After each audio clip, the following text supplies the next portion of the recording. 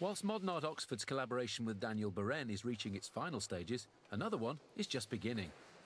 At the moment, we're talking to Stella Vine, who is a rather controversial artist, I think it's fair to say, makes figurative paintings, only started painting in 1999, so she's a kind of emerging artist. She's really outside our normal thinking.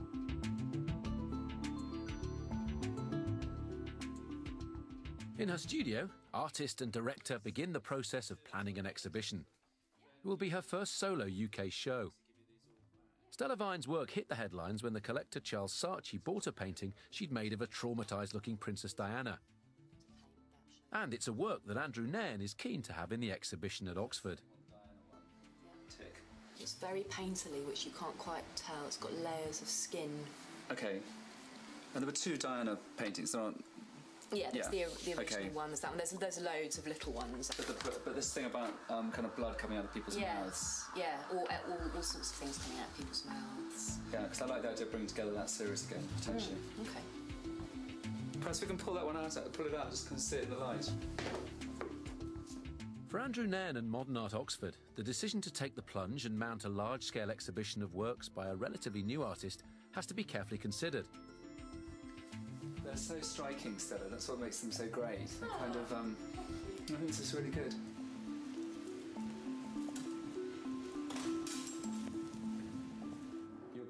So, back in Oxford, I asked him what the key issues were. Is this a risk in a way, or are you certain that she has reached the level where she should be showing at a gallery like Modern Art Oxford? Or are you nurturing a talent to bring it to that level?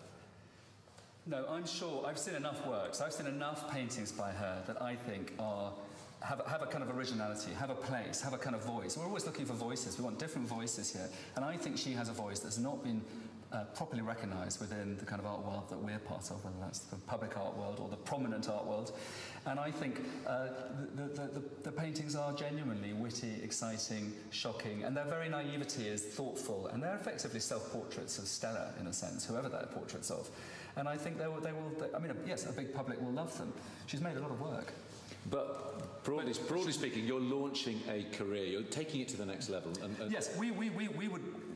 On the one hand, I think I wouldn't have asked her if I didn't think there were enough paintings right now that we could put in the gallery and I think fill the upper floor.